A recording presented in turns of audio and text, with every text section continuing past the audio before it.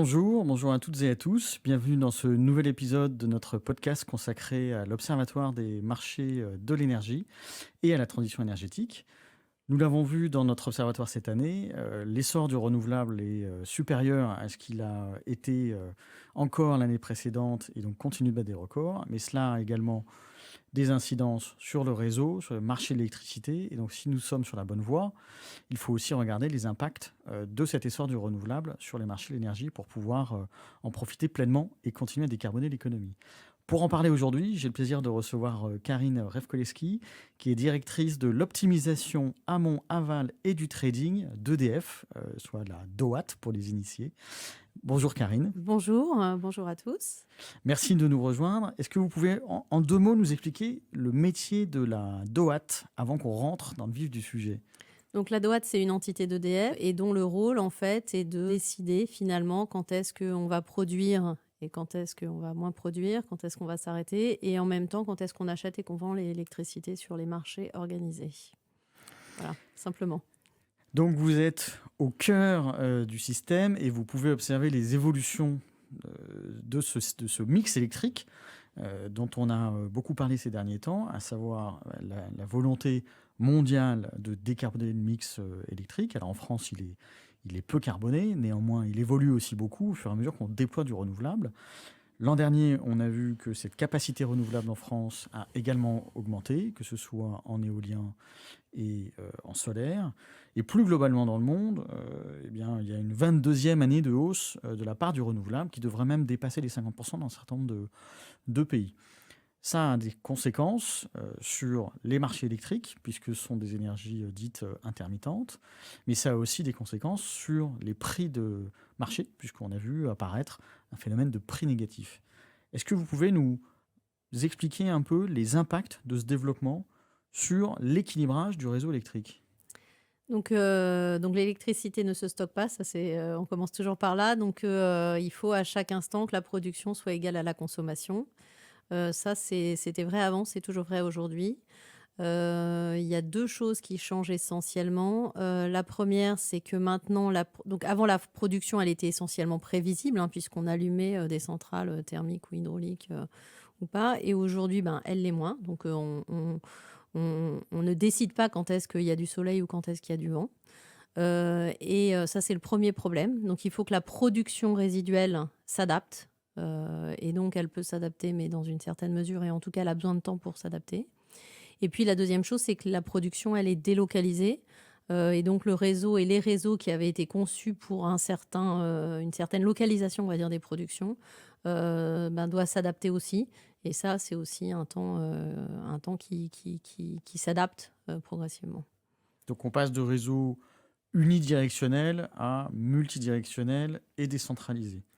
Voilà, donc ça se fait, mais ça se fait progressivement et il faut l'anticiper. Ce qu'on a vécu cette année, c'est une situation particulière parce qu'on a une demande qui est relativement basse en électricité sur toute la plaque européenne. On est sur un système électrique interconnecté. Donc on regarde la France, mais on est très sensible aussi à ce qui se passe aux frontières. Et donc, on a une demande qui est relativement basse. La bonne nouvelle, c'est qu'il y a de l'électricité, décarbonez-vous. Et en même temps, une production renouvelable qui s'accroît, ça, c'est une bonne nouvelle pour tout le monde. Et donc, des fois, il y a trop, en fait. Il y a plus de production que de consommation. Et dans ces cas-là, on a ce qu'on appelle des prix négatifs qui posent quand même des instabilités au système électrique. Et notamment, le RTE, qui est le responsable de l'équilibrage, a besoin de réserves supplémentaires. Et donc, tout le monde doit s'adapter. Alors, vous avez dit que l'électricité ne se stocke pas, mais j'entends quand même que se développent beaucoup les marchés du stockage. Est-ce que ce n'est pas de moins en moins vrai ? Alors, donc c'est l'un des leviers. Clairement, ces situations de prix négatifs, elles posent pas mal de questions. L'un des leviers, c'est clairement le développement de flexibilité. Donc, le stockage, c'est une solution très efficace, majeure même. On le voit beaucoup se développer dans différents pays. On a du stockage historique. Donc on a des turbines, des Des stations de barrages. transfert, des barrages, on a des steppes hydrauliques. On a aussi le fameux ballon d'eau chaude qui stocke l'électricité chez le consommateur au bon moment. Donc il y a des débats aussi sur quel est ce bon moment. Et puis il y a le stockage chimique qui se développe, le stockage qu'on appelle utility scale, qui est sur le réseau, au service du réseau. Et puis le stockage plus diffus, le premier étant le véhicule électrique, qui va devenir finalement un stockage diffus disponible pour le réseau. Donc ça crée des opportunités énormes. Ça nécessite aussi un engagement de l'ensemble des acteurs et le sujet de la flexibilité devient majeur pour EDF. C'est un sujet aujourd'hui majeur en France, mais aussi dans l'ensemble du monde. Alors, c'est un sujet technique, mais c'est aussi un sujet économique. Comment est-ce que cette intermittence, cette flexibilité, elle impacte les modèles économiques des opérateurs? Donc, il y a deux choses en fait dans l'économie. Il y a des économies de coûts fixes. C'est ce qu'on voit sur l'économie des réseaux. Donc, les réseaux vont devoir investir pour s'adapter. C'est majeur. Il va y avoir aussi des questions sur l'impact sur les marchés de gros. Donc, ces prix négatifs, c'est un premier impact sur les marchés de gros. Je pense que ça peut se résoudre. On y reviendra peut-être après aussi. C'est lié à des mécanismes régulatoires, en fait, les prix négatifs sur les modalités d'achat des contrats de NR, en tout cas en France et probablement aux frontières. Et donc ça se résout. Ce qui est créé par la régulation doit pouvoir se résoudre par la régulation. Et après, il y a un impact global sur les prix qui est que s'il y a une abondance d'électricité, les prix seront plus bas. Et ça, c'est une bonne nouvelle pour le consommateur. Après, le vrai sujet pour un investisseur dans la flexibilité, dans la production, peu importe, c'est qu'il a besoin de visibilité. Et donc, globalement, il faut que les mécanismes qui existent aujourd'hui, un mécanisme de capacité pour la capacité, un marché de l'électricité, des mécanismes d'aide au développement des ENR, donnent de la visibilité, de la stabilité aux acteurs. Ça, c'est, je pense, l'exigence numéro 1 de tous les acteurs qui ont envie de s'engager dans l'électrification et dans la flexibilité pour arriver à passer à l'acte. Oui, parce qu'il y a quand même une forme d'effet ciseau. C'est-à-dire que d'un côté, on pousse à l'électrification des usages particuliers, des usages industriels.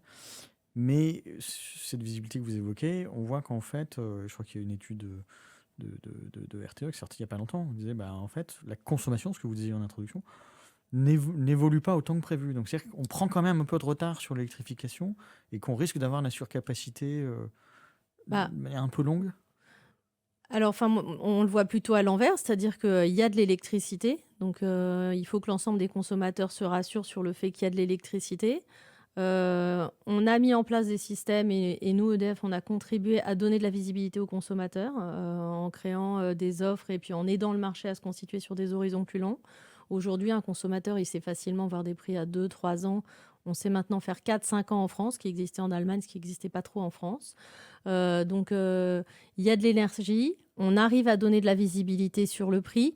Donc, il y a vraiment de la place pour l'électrification. La consommation, elle est basse parce que, pour deux raisons. D'abord, parce que la hausse des prix qu'on a vue dans la crise de 2022 a conduit à chacun des acteurs on va dire, à réduire sa consommation et aller au bout de ce qu'il pouvait faire en termes de sobriété. Donc, ça, c'est une bonne nouvelle. C'est une bonne chose. Voilà, donc il faut le garder et ça se pérennise et d'ailleurs le consommateur le fait. Et puis, il y a une partie qui est économique et qui est conjoncturelle. Il faut que les acteurs soient rassurés sur le fait qu'ils peuvent électrifier leurs usages. On a la chance d'avoir une électricité complètement décarbonée en France. Elle se décarbone aux frontières avec le développement des énergies renouvelables. C'est clairement la solution pour aller vers le net zéro à l'échelle européenne que de passer des énergies fossiles à l'énergie électrique. Et il y a de la place pour le faire. Donc, il y a une opportunité de compétitivité en France parce que l'énergie décarbonée est disponible et finalement à des prix plus compétitifs qu'ailleurs. Aujourd'hui, les prix ils sont plus compétitifs en France que clairement dans le nord de l'Europe et ils sont à peu près au même niveau que l'Espagne. Mais au-delà de ça, à l'échelle européenne, il y a clairement une opportunité pour aller décarboner l'ensemble des usages. Ouais. Alors, sur ce que vous évoquez, il y a quand même des choses qu'on doit revoir par la régulation, des mesures qui doivent être prises pour faire en sorte que ces prix négatifs qu'on a évoqués disparaissent. Qui doit prendre ces mesures et quelles mesures faut-il prendre ? Donc la contractualisation des ENR, c'est une décision de l'État, hein, c'est la Direction générale de l'énergie et du climat qui en crée le cadre, qui applique la loi, et puis c'est la Commission de régulation de l'énergie. Donc c'est en cours en fait, hein. Donc globalement, les petites installations seront maintenant les seules à bénéficier d'obligations d'achat. L'obligation d'achat, qu'est-ce que c'est? C'est un contrat où on paye le producteur d'énergie renouvelable en euros du mégawattheure de manière constante. Dès qu'il produit, il a le même prix. C'est très simple, c'est très pratique pour les petits consommateurs. C'est normal que ça ait démarré comme ça. C'est vrai qu'aujourd'hui, quand il y a trop d'électricité, plus que ce que les clients consomment, ça pose problème. Oui, on Donc va il faut, pouvoir voilà. le réguler. Donc clairement, on va limiter ces contrats-là aux petites installations. Donc c'est en cours. Je pense que tout le monde y travaille. Et puis la question maintenant, c'est est-ce qu'on sait résorber un peu le stock? Et là, il y a un travail de l'ensemble des producteurs pour essayer de modifier les contrats. Personne n'aime changer les contrats, hein. Il y a eu tendance à le faire et personne ne l'a fait. Donc là, maintenant, la question, c'est est-ce qu'on est capable de trouver un système gagnant-gagnant où on rassure le producteur sur le fait que son contrat historique, l'économie globale de son contrat sera préservée, et en même temps, on aide ces installations à se déconnecter quand, en fait, il n'y a plus besoin d'électricité parce qu'il y en a déjà beaucoup, quoi. Donc, il y a des solutions qui existent, il faut les déployer. Encore une fois, l'idée, c'est de léser personne, c'est bien de trouver un système gagnant-gagnant, et il y a de la place. Et alors, quand on regarde un peu, vous avez une vision des marchés européens. La France est aujourd'hui, je crois, exportatrice nette, ou est redevenue exportatrice nette. Quelle est votre vision du rythme de développement de ces marchés, et notamment de ces décarbonations, France versus le reste de l'Europe? Est-ce qu'on a pris un coup d'avance en France, ou En termes on de... n'entend pas forcément les mêmes choses en fonction des différents observateurs de marché? On a pris de l'avance parce qu'on a une électricité qui est massivement décarbonée. Enfin, les ordres de grandeur en termes de grammes de CO2 par kilowattheure électricité sont sans commune mesure entre nous et le reste de l'Europe, hein. Donc c'est un facteur 10 avec certains pays. Enfin, donc ça, c'est vraiment une spécificité nationale. C'est aussi pour ça qu'on pense qu'on peut attirer certains industriels et certains opérateurs pour qui c'est important d'avoir une électricité décarbonée. Et ça se traduit aujourd'hui. Et l'abondance d'électricité qu'on a, elle se traduit dans la compétitivité des prix de marché en France pour l'ensemble des consommateurs. Donc je pense que là, on a une avance qui est importante. Après, l'électrification, elle est nécessaire partout, chez nos voisins aussi. Tout le monde y travaille, et je pense que c'est une opportunité pour tout le monde, parce que le développement des énergies renouvelables, il est massif, mais il ne va pas s'arrêter. Et donc, tout le monde va globalement décarboner. La dernière chose, c'est qu'il faut développer ces flexibilités. Donc, on a parlé pour justement éviter que le complément aux énergies renouvelables soit trop carboné. Nous, en France, on n'a pas ce problème, mais on le voit quand même aux frontières. Et pour ça, il faut essayer de travailler sur du thermique décarboné, sur du stockage, sur de l'hydraulique, pour avoir des mécanismes qui permettent de les développer, pour que le complément aux énergies renouvelables, qui sera toujours nécessaire sans doute, Soit le moins soit le moins possible. carboné possible. Et là, on a une solution vraiment gagnante pour une transition énergétique qui fonctionne à l'échelle européenne, en réduisant notre dépendance aux énergies fossiles globalement, quoi. Est-ce qu'on a, vous l'évoquiez en début d'échange, encore de la place pour ajouter du renouvelable en France, sachant que la consommation est quand même assez stable, et que l'électrification des usages se balance aussi avec des efforts d'efficacité énergétique? Est-ce que finalement, il faut continuer à ajouter des capacités comme on l'a fait ces dernières années?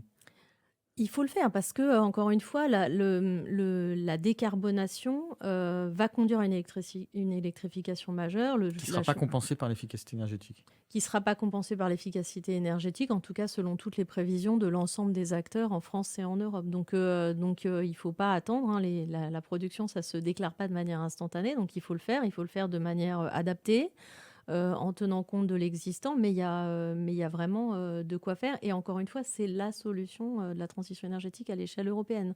Donc je pense qu'on a vraiment une recette qui marche, qui se développe. Il faut aider les consommateurs à franchir le pas et à aller. C'est vrai dans le transport, c'est vrai dans l'industrie, c'est vrai dans le bâtiment. C'est quand même une solution qui marche vraiment bien. Dernier point qui m'intrigue, vous avez évoqué la réserve de stockage avec le véhicule électrique. Ouais. Aujourd'hui, c'est pas encore très clair, je pense, pour les utilisateurs, la capacité qu'ils ont à devenir acteurs du système électrique. Comment est-ce que vous voyez ça se développer? Alors, il y a 2 manières en fait, hein, d'utiliser un véhicule électrique pour le système électrique. Il y a, le système un peu idéal théorique qu'on appelle le véhicule to grid, Mmh. où en gros la batterie du véhicule, elle absorbe, mais en même temps elle peut rejeter, de l'électricité. On dit injecter de l'électricité sur le réseau. Et puis il y a, quelque chose qui est plus simple, qui est juste de décider de se charger au bon moment. Ce qu'on appelle le véhicule, c'est V1G on dit, et donc smart charging. Hem, Donc l décaler sa charge au Voilà, moment au où il y a moment où on plus le fait d'électricité, abondante. exactement, se charger au moment où l'électricité est abondante et donc pas chère. C'est ce que fait aujourd'hui, par exemple, un tarifeur Creuseur-Plaine ou des choses comme ça. Et donc c'est, ce que fait aujourd'hui un consommateur avec son ballon d'eau chaude, parfois même sans le savoir, Sans en le fait. savoir, ouais. Donc toute la question, c'est, les systèmes, ils existent, ils se développent. Il faut, développer des systèmes qui tiennent compte des contraintes des utilisateurs. Donc c'est là qu'il y a, des agrégateurs, des fournisseurs qui doivent le système électrique, c'est très compliqué. Le consommateur, il peut pas absorber cette complexité, ce serait absurde. Donc la question, c'est comment est-ce qu'on crée, des intermédiaires intelligents pour à la fois rendre la valeur au système et à la fois absorber la complexité. Donc on le fait, par exemple, on a une expérimentation, sur, des flottes de bus.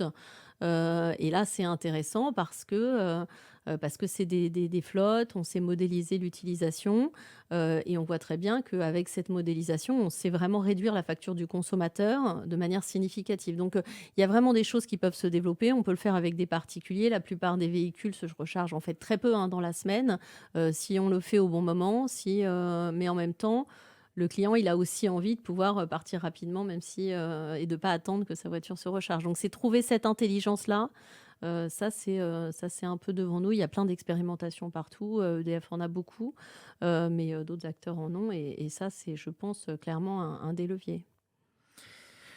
Merci. Donc, en résumé, l'électrification est clairement le chemin de la décarbonation. On a des réserves de compétitivité et il faut poursuivre l'effort et développer les capacités de stockage et ajuster un peu quand même la réglementation des marchés de l'électricité et de l'énergie pour libérer ces flexibilités. Exactement et avec, tous les développements, numériques et digitaux, l'intelligence artificielle qui se déplace, des systèmes qui se parlent de mieux en mieux, on a vraiment un moment, tout à fait privilégié pour le faire. Merci à vous, Karine. Merci beaucoup. À bientôt. Très bonne journée.